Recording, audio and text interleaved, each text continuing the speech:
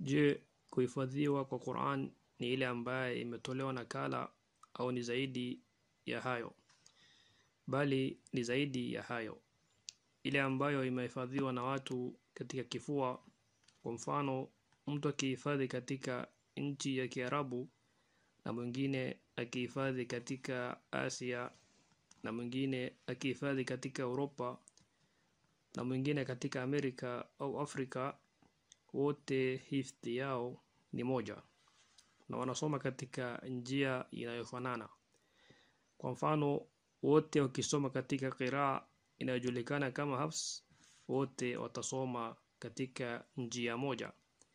Ukisikia kwa mfano mtu katika Asia akisema allazina, unamwambia umekosea, inafaa kuwa alladhina, sio allazina.